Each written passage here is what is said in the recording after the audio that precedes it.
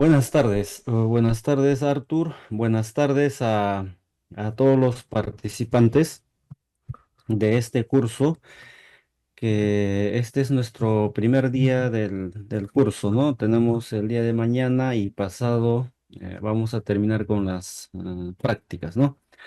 Bien, ahora voy a tratar un tema, ¿no? Continuando con lo que ha conversado el licenciado Roy. Vamos a hablar acerca de la gasometría en hemodinamia, ¿ya?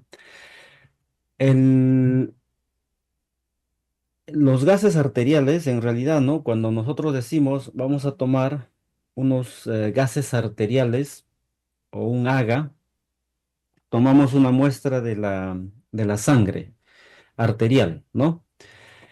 Entonces, siempre lo hemos asociado gasometría a solamente estudiar un poquito de equilibrio ácido-base, ¿no? Acidosis metabólica, acidosis respiratoria, alcalosis, etcétera, ¿no? Y un poco hablar de las presiones parciales de oxígeno, presión parcial de CO2 y, y ahí termina el tema, ¿no? Entonces, la intención de este curso, de esta primera clase, es que vamos a brindarles a ustedes herramientas que les va a permitir trabajar, ¿no? En las diferentes unidades de cuidados intensivos, emergencias, hospitalización, etcétera, ¿no? Entonces, los resultados de la gasometría sirven tanto para un análisis a nivel del sistema respiratorio, como por ejemplo, clasificación aquí de la hipoxemia, ¿no? Nos va a servir para clasificar la hipoxemia. Nos va a servir para identificar la insuficiencia respiratoria aguda, ya sea del tipo hipoxémico, hipercápnico, o tal vez en una patología más compleja, ¿no? Que es el síndrome de diestrés respiratorio agudo. Sin embargo, a nivel cardiovascular, también nos proporciona información sobre el monitoreo hemodinámico de la microvasculatura, ¿ya?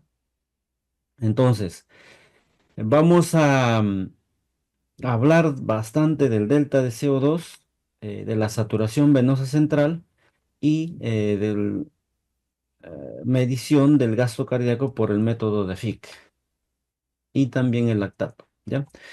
Entonces, para el monitoreo, si la pregunta sería, ¿no? ¿El AGA sirve para monitoreo hemodinámico? Sí, el AGA sirve para monitoreo hemodinámico, ¿no? Y estas cuatro situaciones es lo que vamos a priorizar en esta primera clase. Entonces, vamos a un poquito pasar esto rápido, porque ese es un tema que ya lo hicieron ya. Solamente mencionar, ¿no? Para no, para continuar con la secuencia. La presión parcial de CO2, ¿no? Se mide en milímetros de mercurio, la de oxígeno en milímetros de mercurio. O sea, ¿qué significa? Que son presiones, ¿no? Presiones del gas, ¿ya? Y la saturación se mide en porcentaje. Es saturación de la hemoglobina con oxígeno, ¿ya? Entonces, este concepto que voy a hablar ahora nos va a servir para, para el monitoreo hemodinámico, ¿ya? La hemoglobina es una proteína. Es una proteína que tiene dentro de su estructura, tiene cuatro globinas, dos alfa y dos beta, ¿no? Dos alfa, esto vendría a ser alfa, ¿no? Alfa, alfa uno y alfa 2 y dos beta. Si ustedes ven aquí en la imagen, tenemos cuatro estructuras de diferente color, azul, verde, marrón, ¿no? Entonces, esas son las globinas, ¿ya? Una molécula de hemoglobina tiene cuatro, cuatro redes de globinas, o sea que son proteínas también, ¿no? Cada globina tiene un grupo M, ¿ya? Tiene un grupo M y el grupo M está formado por una protoporfirina más un hierro, ¿ya? Esto es importante recordar. Entonces, una molécula de hemoglobina tendría cuatro moléculas de hierro. Ahora, ¿para qué sirve el hierro? Aquí a la derecha yo tengo ya un esquema de la hemoglobina, ¿ya? Si la hemoglobina me dicen que tiene cuatro globinas y cuatro grupos M, entonces cada círculo que están viendo ustedes representa a cada globina, ¿ya? Entonces tenemos aquí cuatro, cuatro mm, grupos M, ¿ya?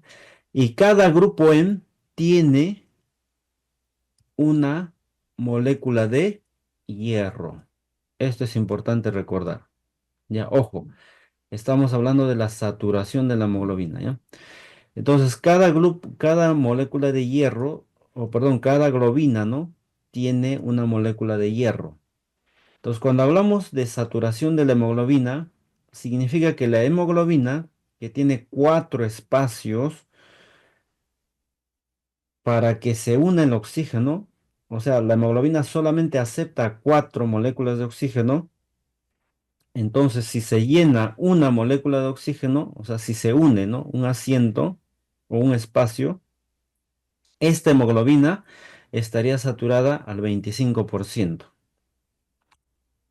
Si se unen dos, ¿ya? Si se unen dos moléculas de oxígeno, esta hemoglobina está saturada al 50%. Si se unen tres átomos, moléculas de oxígeno, esta hemoglobina está saturada al 75%. Y si se unen los cuatro, ¿no? Los cuatro moléculas para los cuatro espacios, esta hemoglobina está saturada al 100%. Entonces, decimos saturación de la hemoglobina, que está saturado al 100% cuando los cuatro espacios de esa molécula de hemoglobina está llena con cuatro moléculas de oxígeno. Solamente cuatro, no lleva más, porque solamente tiene cuatro moléculas de hierro. Y el hierro, ¿por qué es importante? Porque el hierro se une a la molécula de oxígeno de forma laxa. ¿Qué quiere decir de forma laxa? Que se une de forma temporal, de forma débil. De manera que en los pulmones la hemoglobina se carga de oxígeno, lleva a la célula y en la célula descarga el oxígeno. Por eso es que para eso sirve el hierro, para unir a la hemoglobina, el oxígeno a la hemoglobina, ¿no? De forma laxa, momentánea, ¿no? Porque esto se tiene que descargar. Ahora, el oxígeno que permanece afuera, o sea, que no está unida a la hemoglobina, este oxígeno constituye la presión parcial, ¿ya? Presión parcial, presión parcial de oxígeno, ¿no? Y si es en la arteria, vamos a poner PaO2, presión parcial de oxígeno en sangre arterial. Entonces, el oxígeno que se une a la hemoglobina es un oxígeno que constituye la saturación de la hemoglobina y el oxígeno que va caminando, digamos, ¿no? En el plasma es el oxígeno que constituye la presión parcial, ¿no? De oxígeno. Entonces, cuando nosotros inspiramos, ¿no? Ingresa oxígeno a los alvéolos, ingresa aquí a nivel alveolar, vamos a tener una presión parcial de oxígeno en el alveolo de 100 milímetros de mercurio, una presión alveolar de CO2 de 40, o sea, eso es lo que está presente aquí en el alveolo. Y cuando el oxígeno, miren, el oxígeno llega, cuando el oxígeno pasa del alveolo hacia la hemoglobina, ¿no? Que está ahí viniendo con un espacio libre, entonces se llena. Entonces, esta hemoglobina vamos a decir que está saturada al 100%. ¿Ya? Entonces, esa hemoglobina saturada al 100% avanza, ¿no? Avanza y es llevada hacia los tejidos, hacia la célula. Y si nosotros medimos un Aga a nivel arterial, ¿no? En cualquier arteria, vamos a ver, vamos a obtener y vamos a medir estos valores. La presión parcial de oxígeno es 95, la presión parcial de CO2 es 40 y la saturación del oxígeno de la hemoglobina es 100%, ¿no? En este caso. Ya, estos son valores normales. Estos valores debemos aprenderlo. Ya debemos llevar esto en una hojita en la billetera para recordarnos siempre. ¿Ya? Ahora, cuando el oxígeno llega a nivel celular, el oxígeno se descarga. ¿Ya? Se descarga, ¿no? El oxígeno que está en la hemoglobina se descarga y la glucosa también pasa adentro de la célula. Y en la célula se da un proceso que se llama glicólisis en el citosol, ¿no? En el espacio intracelular. La glucosa se convierte a piruvato y ese mecanismo que se llama o que se denomina glicólisis, convierte la glucosa, o sea, se obtiene dos moléculas de ATP, o sea, energía, ¿ya? Entonces, luego el piruvato, ojo, el piruvato ingresa a la mitocondria. La mitocondria es una organela que se encarga de generar energía en grandes cantidades. Para esto, cuando el piruvato ingresa a la mitocondria, necesita oxígeno. ¿Ya? Necesita oxígeno. Sin oxígeno, el piruvato no ingresa a la célula. Sin oxígeno no se metaboliza el piruvato. Entonces, ingresa piruvato e ingresa oxígeno y los productos son 36 moléculas de ATP, o sea, 36 monedas de energía. Fíjate que con la glicólisis solamente hemos obtenido 2 ATPs. En la reacción enzimática, aquí es en el ciclo de Krebs, ya obtenemos 36 moléculas de ATP de energía. También obtenemos agua y CO2 como productos de desecho, ¿no? Productos de desecho. Entonces, luego el CO2 sale de la célula y se une a la hemoglobina. Se une a la hemoglobina o también el CO2 puede ir caminando, ¿no? Imagínense a la hemoglobina como si fueran unos camiones que transportan oxígeno y transportan CO2, pero hay moléculas de oxígeno y de CO2 que van caminando. Por ejemplo, esta molécula de oxígeno, esta de aquí, ya, esta molécula de oxígeno sería, si está en vena, ¿no? Esta es vena, porque esta sangre que estamos viendo aquí, esta es sangre arterial, ¿no? Arterial. Y todo lo que regresa de las células hacia, ¿no? Hacia el corazón de retorno a través de las venas, ya estas constituye sangre venosa. Entonces aquí ya no sería esto presión parcial de oxígeno en sangre arterial, sino sería presión parcial de oxígeno en sangre venosa, ¿ya? Y este CO2 también sería aquí, ¿no? Presión venosa de CO2. En la arteria también tenemos CO2 y aquí sería presión arterial de CO2, ¿ya? Entonces, cuando la sangre retorna de los tejidos hacia, ¿no? Hacia, nuevamente hacia el corazón y luego a los pulmones, a través de las venas, toma unos valores, ¿no? Estos valores, la presión parcial de oxígeno es igual a 40 milímetros de mercurio, la presión parcial de CO2 es 46 milímetros de mercurio y la saturación de oxígeno 75%. ¿Ya?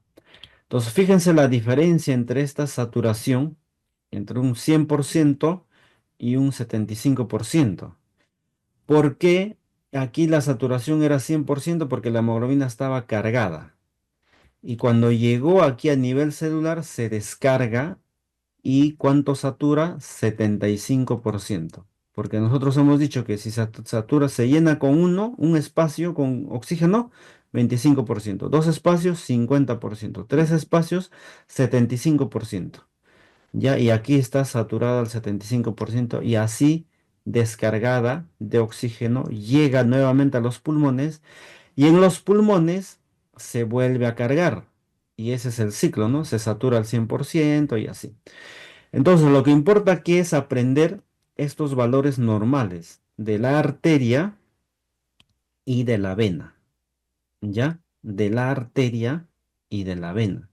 Por eso les digo, memorícense, aprendan, se lo copien en algún lugar, que esto nos va a servir para el monitoreo hemodinámico, ¿ya?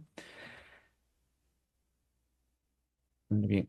A ver, un rato acá hay unas rayas que voy a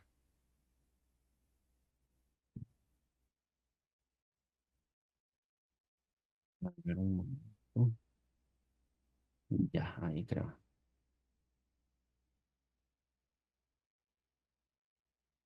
Ya.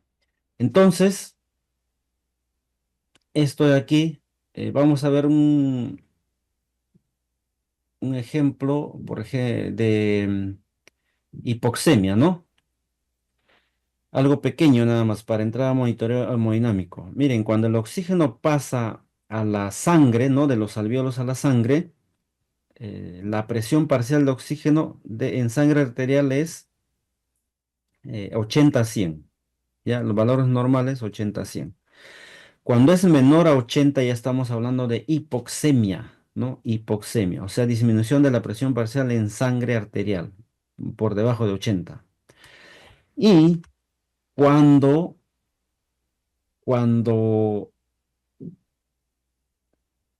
el oxígeno llega a nivel celular, ya estamos hablando de hipoxia cuando hay una disminución de la oxigenación tisular. No necesariamente se acompaña de hipoxemia, ¿ya?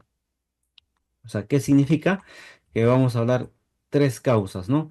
La causa anóxica significa que hay un problema en el pulmón que ya cursa con hipoxemia, por ejemplo, el oxígeno como no atraviesa adecuadamente, aquí vamos a tener una presión parcial de, por ejemplo, 70 milímetros de mercurio. Esa es una hipoxemia o una hipoxia anóxica, ¿no? De causa de disminución de la presión parcial de oxígeno por un problema pulmonar.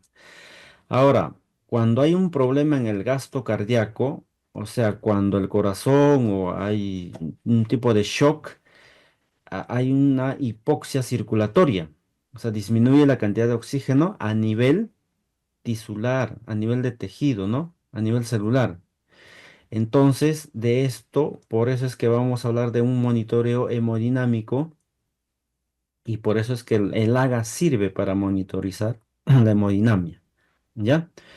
Y la causa anémica es por disminución de hemoglobina y que transporta poco oxígeno, ¿no? Entonces, aquí un cuadrito que les voy a dejar. Igual esto vamos a hacer en el taller también. Ya estos valores apréndanselo. Normoxemia de 80 a 100, hipoxemia leve de 70 a 80, hipoxemia moderada de 60 a 70, hipoxemia grave de 50 a 60, hiperoxemia es mayor a 100, ¿ya? Y cuando se habla con una presión parcial de oxígeno menor de 60 milímetros de mercurio, estamos hablando de insuficiencia respiratoria, ya cuando es menor de 60, la presión parcial de oxígeno, ¿ya? Y el PAFI también, ¿no? Sirve para monitoreo del estado respiratorio, ¿ya? Del estado respiratorio. Fíjense acá, cuando el oxígeno ingresa, ¿no? A nivel alveolar, a nivel alveolar llega con una presión parcial de 100 milímetros de mercurio a nivel alveolar. Y cuando va a atravesar del alveolo a la sangre, llega con 95. O sea, ya no es 100, sino 95 milímetros de mercurio, ¿no? Entonces, el PAFI sirve, la relación esta de presión parcial de oxígeno entre el FiO2 es un indicador de daño Es un indicador de daño claro pulmonar o de insuficiencia respiratoria. Porque miren, relaciona la presión parcial de oxígeno, o sea, en este caso es 95, ¿no? Lo que ha podido atravesar en un pulmón sano, este es un pulmón sano, y un FiO2 de 21%, ¿no? 0,21, que es un pulmón es, sin oxigenoterapia. Y el PAFI sale 452. Significa que es un PAFI normal, un pulmón normal, ¿no? Pero cuando hay un problema respiratorio, por ejemplo aquí, ¿no? Secreciones bronquiales, una neumonía, telectasia, edema pulmonar, ¿qué es lo que pasa? El oxígeno tiene dificultad para ingresar a la arteria. Entonces, el oxígeno atraviesa poco, dependiendo de la extensión del daño, ingresa, por ejemplo, en este caso, a 62 milímetros de mercurio. Si lo normal era de 80 a 100, ahora ingresó 62 milímetros de mercurio. O sea que hay un problema pulmonar porque el oxígeno no puede atravesar esa barrera alveolo capilar. Entonces, hallamos el PAFI, en este caso es 62 entre un FiO2 de 50, ¿no? Está con oxigenoterapia y sale 124. Entonces el PAFI es un indicador de daño pulmonar o de insuficiencia respiratoria. ¿Ya?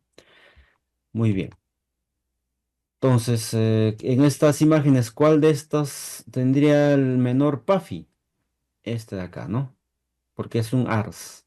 En ARS estamos hablando de PAFI de 150, 200, dependiendo, ¿no? Hasta 80, porque hay un gran compromiso pulmonar. ¿Ya? Muy bien. Entonces, a la gasometría en el sistema cardiovascular, vamos a ver aquí que el primer tema para monitoreo hemodinámico es el delta de CO2. Ya, antes de esto, vamos a hablar de una situación, ¿ya? Miren, en una oportunidad, miren, ya, cuando un paciente X ingresa a emergencia, ¿ya? Emergencia con una presión arterial de 90-50, una presión arterial media de 58, una frecuencia cardíaca de 124, ¿no? Entonces, estos son los signos vitales, ¿no? Y aquí está hipotenso y averiguando ya este paciente está haciendo un shock séptico, ya, un shock séptico, em, punto de partida urinario, ¿ya? Antecedente tiene el paciente diabetes mellitus, tipo 2. Entonces, miren, cuando el paciente ingresa a emergencia o a la UCI en estas condiciones, ¿no? Se realiza un monitoreo hemodinámico.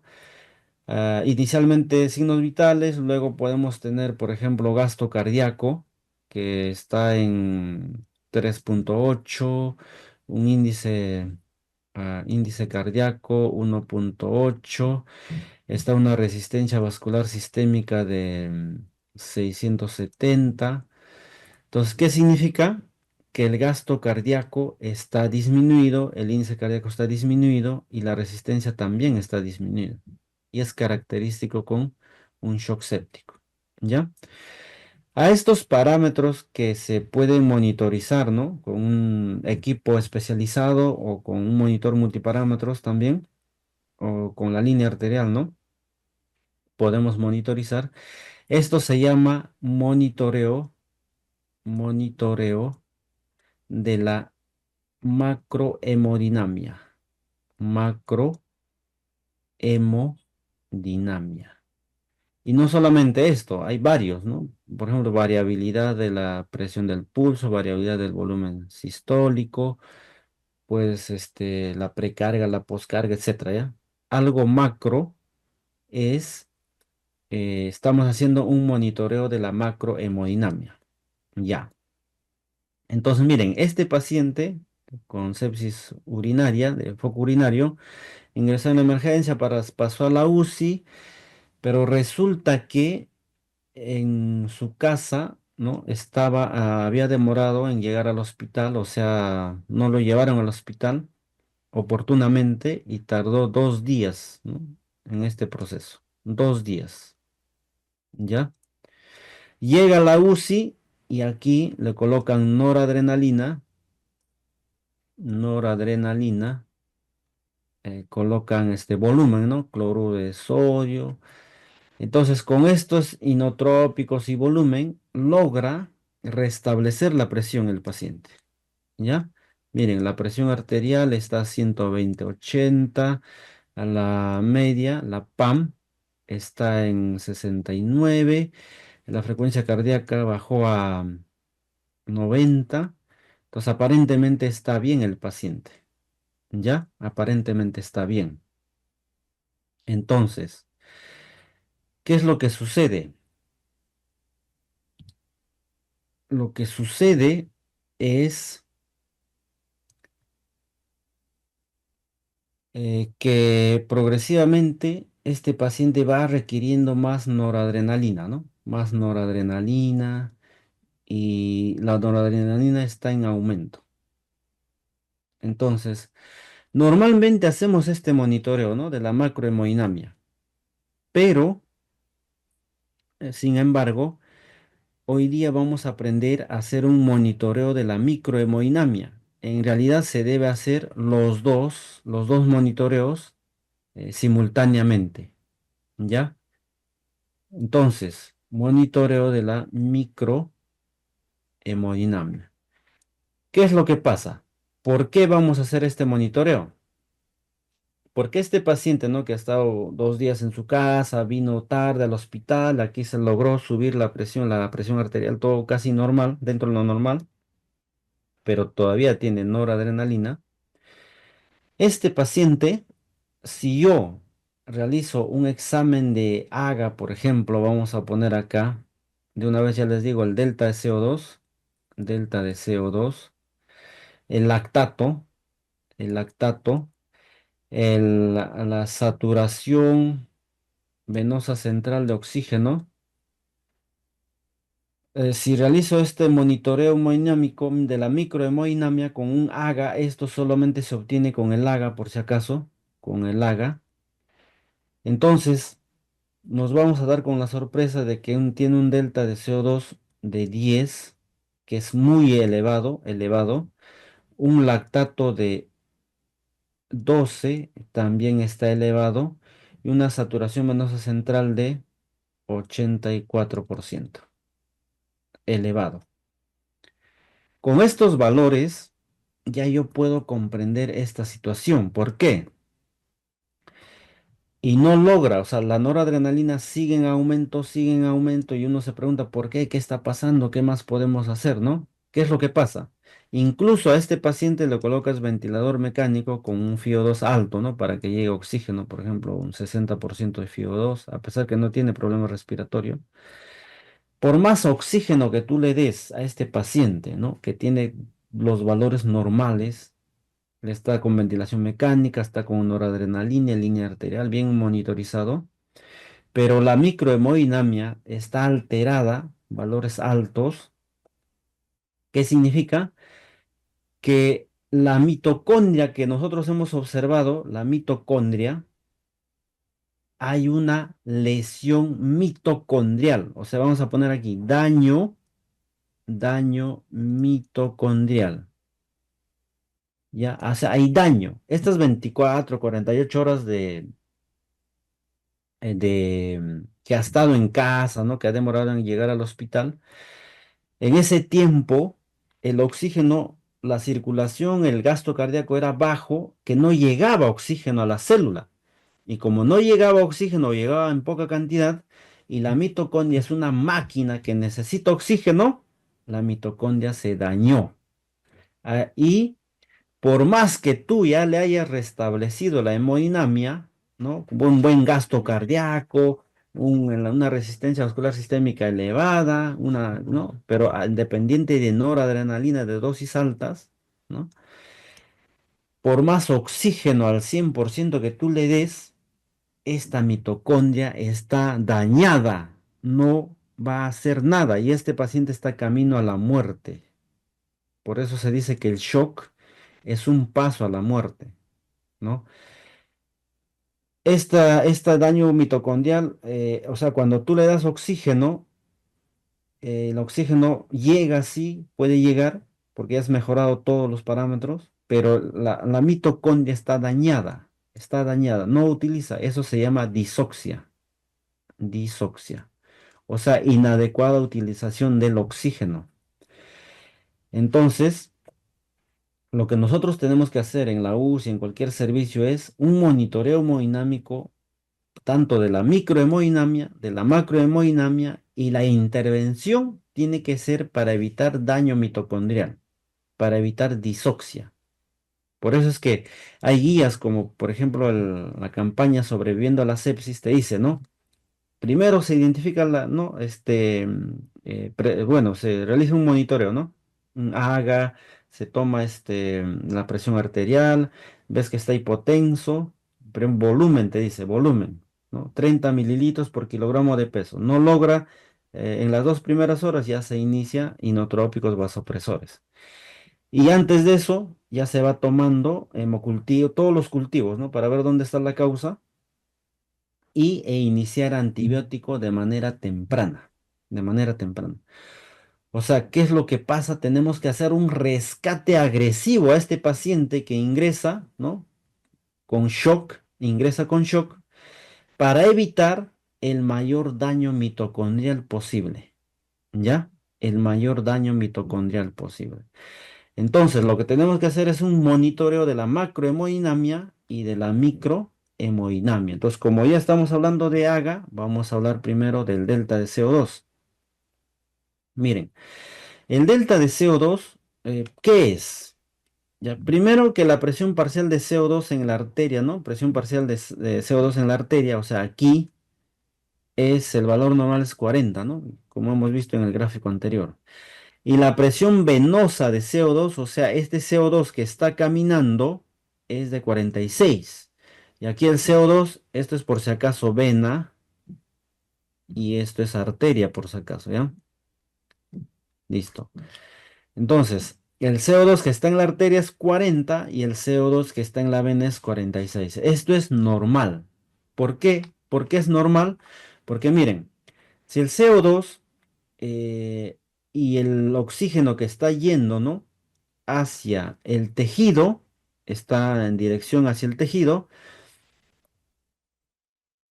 Hemos dicho que el CO2 es producto del metabolismo celular, o sea, cuando ingresa piruvato y oxígeno, sale como desecho CO2 agua y 36 moléculas de energía. Entonces el CO2 es un desecho que tiene que eliminarse.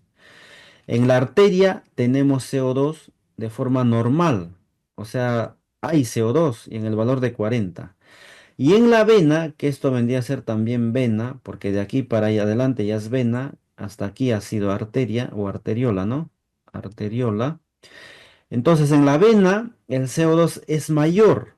¿Por qué es mayor? ¿Por qué es mayor? Porque estamos eliminando CO2. En realidad aquí parecía, ¿no? Que es 6 puntos más que el 40, pero se elimina más CO2 que estos 6 puntos. Porque el CO2 se convierte en bicarbonato. El CO2 se une a la hemoglobina. ¿No? Aquí, como estamos viendo, se une a la hemoglobina aquí. Entonces ahí se va enmascarando el CO2, ¿no? Va desapareciendo el CO2 supuestamente, pero se está convirtiendo en bicarbonato, se está uniendo a la hemoglobina, se une a otras proteínas. Por eso es que hay una hemoglobina que se llama carboxihemoglobina que se llena de CO2. Por eso es que el valor normal en sangre venosa es solamente 46. Entonces, a esa diferencia, a esa diferencia de la presión venosa de CO2 menos la presión arterial de CO2, se llama delta de CO2, ¿ya? Se llama delta de CO2. Este triángulo significa delta o diferencia, ¿ya? Que el valor normal es menor de 6 en condiciones normales. Ahora, el delta de CO2 actúa como un indicador de hemodinamia de la perfusión. ¿Por qué? Porque un delta menor de 6 indica que el sistema cardiovascular está removiendo el CO2 de los tejidos de forma eficiente, ¿no? El CO2 está siendo removido del cuerpo de forma eficiente. ¿Por qué? Porque tenemos un buen gasto cardíaco. En cambio, si el delta de CO2 es mayor a 6, significa que hay un bajo flujo sanguíneo o un gasto cardíaco insuficiente provocando acumulación de CO2. Ya para eso sirve el delta de CO2. Porque si el gasto cardíaco disminuye, entonces el flujo también disminuye, se enlentece todo. Por lo tanto, se acumula CO2 en el sistema venoso también. ¿Ya? Listo. Entonces, un delta de CO2 menor a 6 es indicativo de perfusión tisular suficiente y un buen gasto cardíaco, sin acumulación significativa de CO2 en los tejidos, ¿no? Cuando el gasto cardíaco disminuye, la velocidad de flujo es menor y el CO2 tiende a estancarse en la circulación venosa. Por eso que un delta de CO2 mayor a 6 sugiere que el gasto cardíaco no es suficiente. Para eso sirve el AGA para monitoreo hemodinámico, ¿ya? Ahora, el AGA, para hacer delta de CO2 se requiere dos tipos de AGA, ¿no? Un AGA tomado en la arteria, por eso se llama AGA arterial, ¿ya? Y un AGA tomado en la vena, es un AGA venoso, ¿ya? Pero no en cualquier vena. El AGA se tiene que tomar de un catéter venoso central, ¿ya? Del catéter venoso central se tiene que tomar la muestra de sangre para hacer un AGA venoso. Y el AGA arterial, claro, eso sí, de cualquier parte del cuerpo, ¿no? De la arteria, ¿no? De la arteria. Ya, ahí le dejo un poco de texto para que lean. Ahora, el otro tipo de monitoreo es la saturación venosa central de oxígeno. La saturación venosa central de oxígeno es, em, ¿se acuerdan ustedes que yo les dije la saturación venosa de oxígeno es 75%? ¿Sí? ¿Por qué? Porque miren, cuando la hemoglobina pasa a nivel pulmonar, el oxígeno se une a la hemoglobina, ¿cierto? Aquí en la vena regresaba con un 75% de saturación. ¿Por qué? Porque regresaba con un asiento menos, un espacio libre, ¿no? Entonces, cuando llega a nivel pulmonar, se carga de oxígeno. O sea, el oxígeno que está en el alveolo llena la hemoglobina y aquí la saturación de la hemoglobina es en promedio, ¿no? 100% vamos a poner para recordarnos, porque puede ser 95, 96, 97%, ¿no? 100%, ¿ya? Significa que una molécula de hemoglobina está bien cargada con sus cuatro moléculas de oxígeno. Entonces avanza a nivel celular y se descarga ¿no? Una molécula de oxígeno descarga. Entonces, si aquí esta hemoglobina está saturada al 100%, aquí ya descargada, porque el oxígeno ha sido utilizado por la mitocondria para generar energía, entonces aquí la saturación es de 75% en promedio. ¿Ya? Eso sí, recuérdense, por favor, ¿ya? Ingresa 100 y sale 75%. Y 75% regresa hacia el corazón y luego los pulmones. En los pulmones está descargado y luego se vuelve a cargar. Este es el ciclo, ¿no? Por eso es que necesitamos oxígeno. ¿Para qué necesitamos oxígeno? Para generar energía. ¿Y la energía? ¿Para qué necesitamos energía?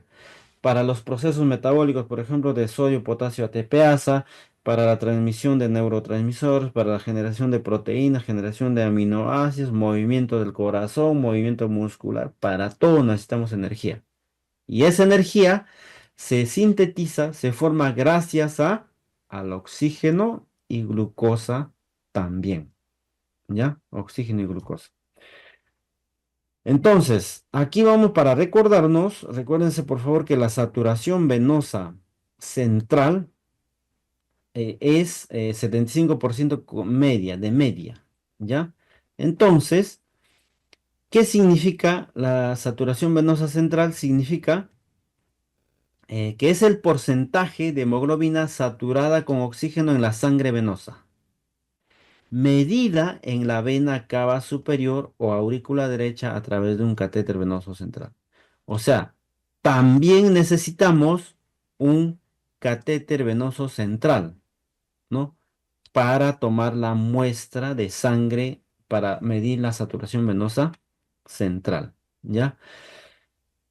Entonces, refleja el equilibrio global entre el aporte de oxígeno y el consumo de oxígeno. O sea, ¿por qué nos dice global? ¿Por qué? Porque la sangre que llega a la aurícula derecha se supone que es una sangre que viene de todo el cuerpo, ¿ya? Por eso es que nosotros necesitamos tomar una sangre venosa a través de un catéter venoso central, o sea, de un catéter que esté cerca a la aurícula derecha, porque ahí se mezclan todas las sangres. Y se debe tomar del lumen distal, del catéter venoso central, ¿ya? Catéter venoso central del lumen distal. Ya, ahora eso también vamos a explicar más adelante. Ya, listo. Entonces, se habla de valores bajos, ¿no? Cuando la saturación venosa central es menor de 70, menor de 65. ¿Por qué? Indica que los tejidos están extrayendo más oxígeno de la vital. ¿Por qué? Porque hay una disminución del aporte, o sea, el gasto cardíaco está reducido o hay una disminución del contenido arterial. O sea, el gasto cardíaco, ¿no? El gasto cardíaco, que es igual al volumen sistólico por la frecuencia cardíaca, y esto es sinónimo de flujo sanguíneo, el flujo está disminuido, por ejemplo, en un estado de shock. Está lento, está lento. Como está lento y la célula necesita energía, entonces, como este flujo está lento, comienza a jalar más oxígeno. Comienza a jalar más oxígeno. Entonces aquí, si normalmente salía desaturada al 75%, van a haber moléculas que van a ser desaturadas al 50%, ¿no? Y esa mezcla se mide y se saca un promedio y es 65, 70%. Entonces, una saturación venosa central menor de 70, menor de 75% significa que la célula está extrayendo más oxígeno porque el flujo es lento. O sea que hay una disminución del gasto cardíaco. Es un signo de hipoperfusión tisular. Por eso le decía que el delta de CO2, la saturación venosa central, monitorizan la microhemodinamia, ¿ya? Ahora, valores por debajo de 50%, o sea, bien bajo, ¿no? Implica que la extracción de oxígeno se ha maximizado y se está alcanzando un DO2 crítico, o sea, el delivery, este delivery de O2 que está relacionado con el gasto cardíaco, el delivery está disminuido, o sea, el gasto cardíaco está disminuido tanto que la célula, como necesita oxígeno, jala de lo que tiene, jala de lo que tiene. Como esto está pasando lento, lento, se va desaturando. Y acá regresa a menos saturado, ¿no? O sea, desaturado puede ser al 50%, algunas moléculas, ¿no? Ahora, lo contrario ocurre cuando la saturación venosa central es alta. Cuando decimos que es alto es mayor a 75, pero entre 75 y 80 y mayor a 80 ya es crítico, es un valor crítico, 80. ¿Qué significa? Mira, Cuando la saturación venosa central de oxígeno sale mayor a 75%, indica que los tejidos están extrayendo menos oxígeno de lo esperado. Menos oxígeno, ¿no? ¿Por qué? Porque probablemente hay disoxia. ¿Qué hemos dicho que es la disoxia? O sea, que las células están tan dañadas que no, ya no le sirve el oxígeno. O sea, esta máquina está lesionada la mitocondria. Entonces, así tú le pongas todo el oxígeno que tú quieras, 100%, no lo va a utilizar porque está malogrado. Por eso es que esa acumulación de oxígeno mayor a 80% significa un fracaso en la utilización de oxígeno a nivel tisular y puede reflejar una microcirculación deficiente o disfunción mitocondrial. Las mitocondrias están dañadas y no pueden extraer oxígeno y no pueden utilizarlo, ¿ya? Entonces, esos dos extremos, ¿no? El CO2, la presión parcial de oxígeno menor de 70 o menor de 6,5, ya un extremo ya 50%, significa que el flujo es lento y que la célula está tratando de sobrevivir y está tratando de jalar oxígeno. Pero cuando ya hay daño mitocondrial, ¿no? Cuando hay daño mitocondrial, la, la célula ya no puede jalar oxígeno porque esta máquina está malograda, ¿no? Ya no puede.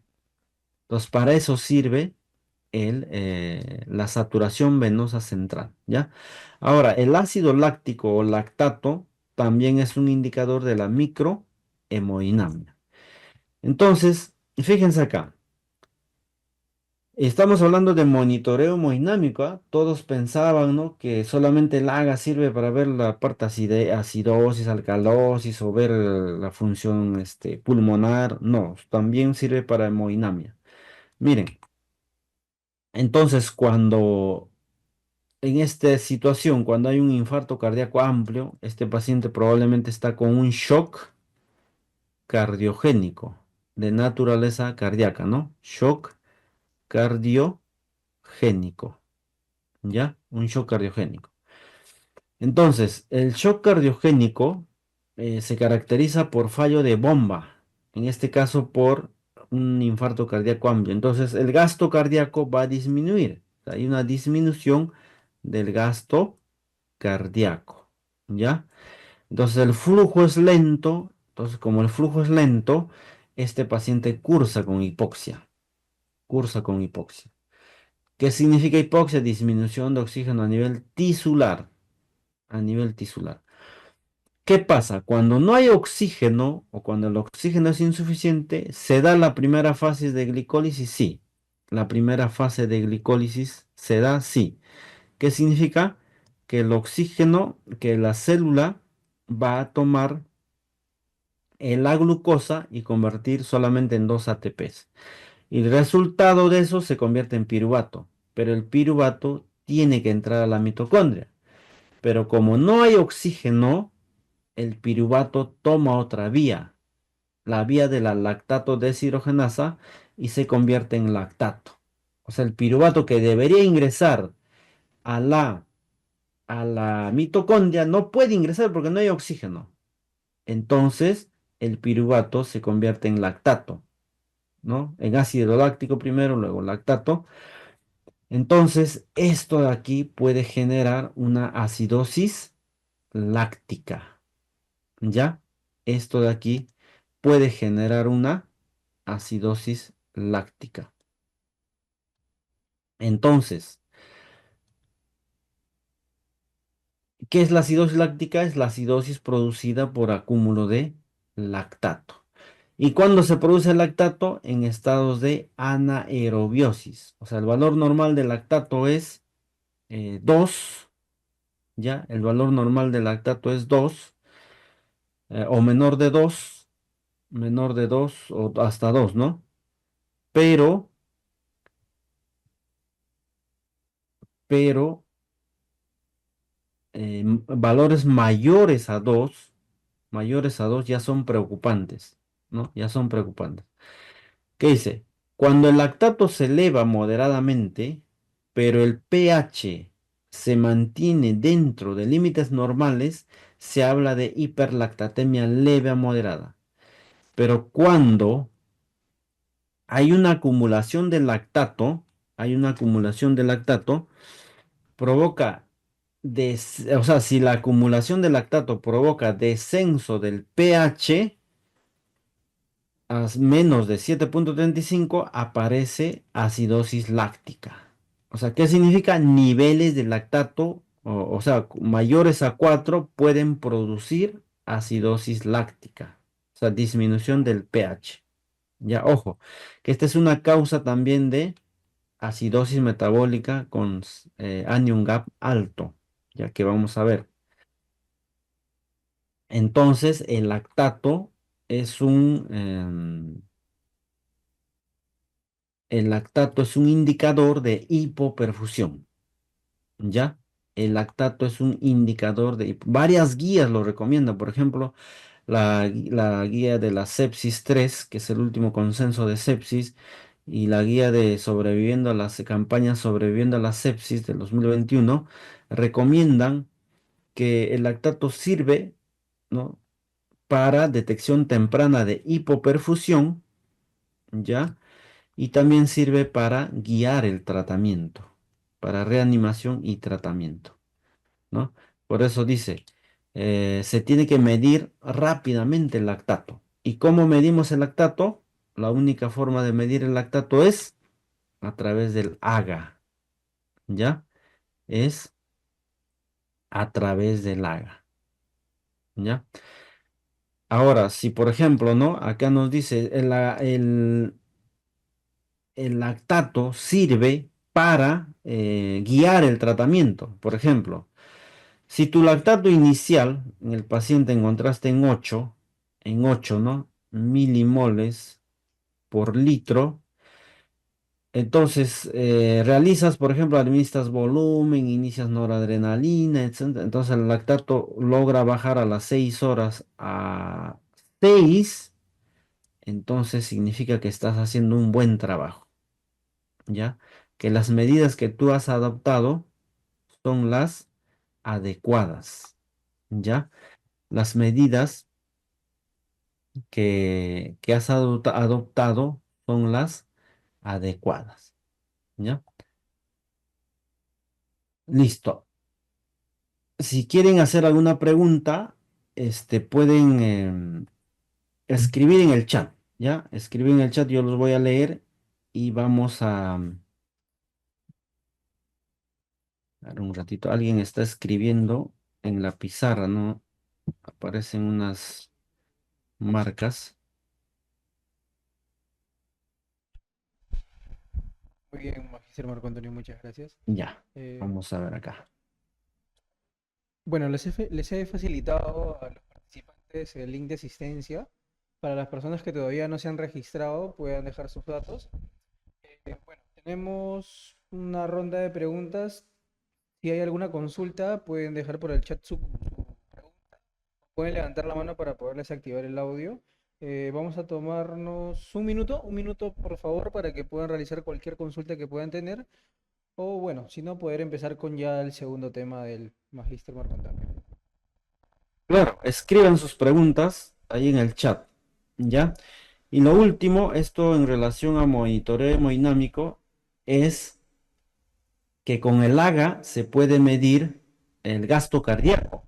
O sea, tú tomas un AGA venoso, aquí, fíjense, tomas un AGA venoso, ¿no? Hemos dicho de un catéter venoso central y un AGA de la sangre arterial, y con esos dos AGAs se puede medir el, el, el gasto cardíaco, ¿ya? Con esos dos AGAs. A ver, dice acá, Guaranga Mamani María, dice, ¿no? ¿Cómo se revierte el lactato elevado? Ya, muy bien. El lactato elevado, miren, vamos a utilizar aquí este gráfico. Miren, Hemos dicho que el lactato se genera en estados de anaerobiosis, ¿no? Anaerobiosis. ¿Qué significa? Disminución de oxígeno, ¿no? De oxígeno. O sea, hay una disminución de oxígeno y el piruvato, en vez de entrar a la mitocondria, se convierte en lactato. Aquí, lactato. Entonces, los valores normales del lactato son, o sea, tiene que ser menor o igual a 2 milimoles por litro. Ya. Eso es lo normal. Ahorita te miden un lactato y tu lactato está en -2, 1,05 debe estar, ¿no? Ya. ¿Qué pasa? ¿En qué situaciones aumenta el lactato? El lactato aumenta cuando hay disminución del gasto cardíaco, o sea, hay una disminución del flujo sanguíneo. El flujo es lento, el flujo es lento porque hay una disminución del gasto cardíaco. Entonces, como el flujo es lento, ya sea por disminución de gasto cardíaco o por otro motivo, por ejemplo, por una disminución de la resistencia vascular sistémica, o sea, ¿qué significa? Que hay vasoplejía, hay vasodilatación generalizada y el punto final es que el oxígeno llega lento y en poca cantidad a las células. Las células tienen un ritmo de trabajo, o sea, necesitan oxígeno, descargan, convierten a ATP. Oxígeno, ATP, oxígeno rápido, ¿no? Porque necesitan bastante energía.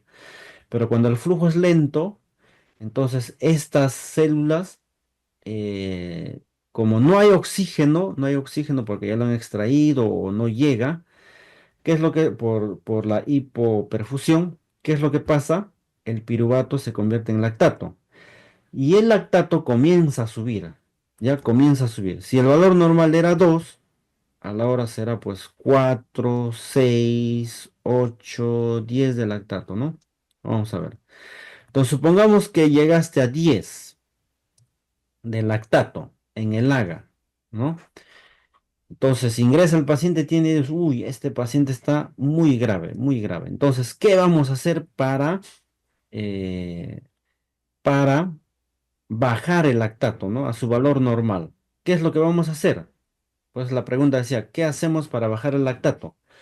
Lo que se tiene que hacer es, si el gasto cardíaco está disminuido y el flujo está disminuido, tenemos que aumentar gasto cardíaco. Si la resistencia vascular sistémica está disminuida, tenemos que aumentar la resistencia vascular sistémica. ¿Cómo se aumenta? Primero administrando volumen, ¿no? Según Campaign nos dice 30 mililitros por kilogramo de peso se debe administrar en las primeras 3 horas. Por ejemplo, si tu paciente pesa 70, 3 por 7, 21, 2100 mililitros de cloruro de sodio al 9 por mil, ¿no? Al 9 por 0,9%. Pasas a chorro, 2100 y vas monitorizando la presión arterial. Luego, la presión arterial ya nos dice que no sube la presión arterial. Ya inicias noradrenalina. Ya noradrenalina. La noradrenalina es un inotrópico vasopresor. Entonces, agregas noradrenalina y esto sí asegura un incremento de la presión arterial. Sí o sí, presión arterial, a menos que esté muy grave, ¿no? Entonces, ese incremento de presión arterial aumenta el flujo y el gasto cardíaco también. Entonces, estás aumentando, o sea, ¿qué le diste? Inicialmente le diste volumen, 2100. Luego estás iniciando noradrenalina, luego estás iniciando antibióticos y de acuerdo a un monitoreo hemodinámico tal vez puede necesitar un poco más de volumen, ¿no? O tal vez aumentar un poco más la dosis de infusión de noradrenalina. El tema es que cuando tú mejoras el flujo sanguíneo, mejoras el gasto cardíaco, mejoras la resistencia, que está baja, el bicarbonato, si es que la mitocondria todavía es viable y puede utilizar piruvato, el lactato disminuye, ¿no? A las 6 horas puede estar 6, 8, las otras 6 horas 6, luego 4 y bajar de 10 a 4 ya es un gran trabajo, es un gran trabajo. porque ya al paciente está sacando de un estado de anaerobiosis. Está sacando de un estado de anaerobiosis. ¿Ya? Listo, licenciados. Entonces, para terminar este tema, el gasto cardíaco se mide gracias a dos Agas. Necesitas un Aga venoso, un Aga arterial. Divides el consumo de oxígeno entre la diferencia del Aga venoso y el Aga arterial y Aga venoso y hallas el gasto cardíaco. ¿Ya? Listo. Muy bien. Vamos a pasar al otro tema. Si es que hay preguntas, no duden en dejar sus preguntas. ¿Ya?